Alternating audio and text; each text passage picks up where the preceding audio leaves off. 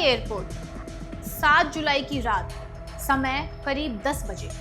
एक ही रनवे पर दो बड़े यात्री विमान, एक विमान लैंड कर चुका था, दूसरा उसी रनवे पर टेक ऑफ के लिए तेज रफ्तार से दौड़ रहा था। कुछ ही सेकंड और एक छोटी सी चूक सैकड़ों यात्रियों की जिंदगी पर भारी पड़ सकती थी। आखिर रात को मुंबई एयरपोर्ट पर ऐसा क्या हुआ कि टेक ऑफ के लिए दौड़ रहे विमान को आखिरी वक्त पर रोकना पड़ा? क्या ये एक एयर ट्रैफिक कंट्रोल की बड़ी चूक थी या फिर किसी संभावित हादसे को समय से पहले टाल दिया गया?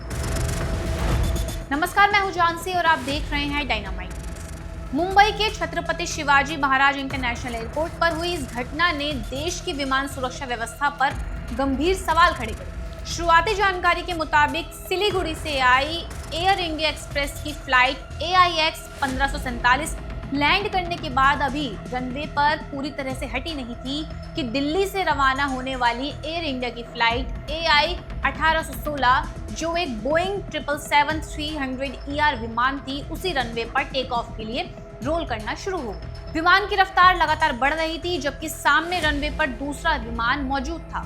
तभी एयर ट्रैफिक कंट्रोल यानी ATC को स्थिति का एहसास हुआ और तुरंत टेक ऑफ रोकने के निर्देश दिए गए। एयर इंडिया के पायलट ने बिना किसी देरी के रिजेक्टेड टेक ऑफ प्रक्रिया अपनाई और विमान को सुरक्षित रोक दिया। इसके बाद विमान को वापस बे में ले जाया गया, उसकी तकनीकी जांच शुरू की गई और यात्रियों को ऑप्शनल एयरप्लेन की व्यवस्था द्वारा उनके स्थान तक पहुंचाया गया। राहत की बात यह रही कि इस पूरी घटना में कोई घायल नहीं हुआ और किसी विमान को नुकसान नहीं पहुंचा। हालांकि अभी तक DGCA या एयर इंडिया ने यह नहीं कहा कि टक्कर होना तय था, लेकिन इतना जरूर है कि समय रहते लिया गया फैसला एक गंभीर स्थिति को टालने में अहम साबित हुआ। अब सबके मन में सिर्फ एक ही सवाल है, आखिर ऐसी स्थिति कैसे बनी? विमान नियम साफ कहते हैं कि जब तक कोई विमान रनवे पूरी तरह खाली नहीं कर देता, तब तक दूसरे विमान को उसी रनवे पर टेक ऑफ या लैंडिंग की अनुमति नहीं दी जाती।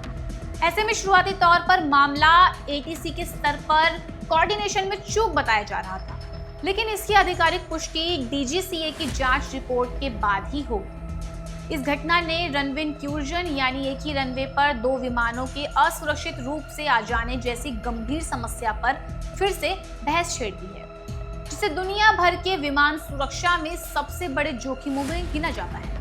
अब सभी की नजर जांच एजेंसियों पर है। आखिर इस घटना की जिम्मेदारी किसकी थी? क्या सुरक्षा प्रोटोकॉल का पालन हुआ था या भविष्य में ऐसी स्थिति दोबारा ना बने, इसके लिए क्या कदम उठाए गए?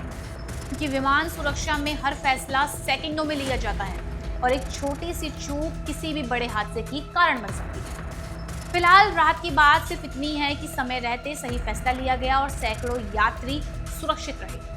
लेकिन इस घटना ने एक बार फिर याद दिलाया कि विमान सुरक्षा में लापरवाही की कोई गुंजाइश नहीं होती। आप इस पूरे मामले पर क्या सोचते हैं? हमें अपनी राय कमेंट में जरूर बताएं और देखते रहें डायनामाइट।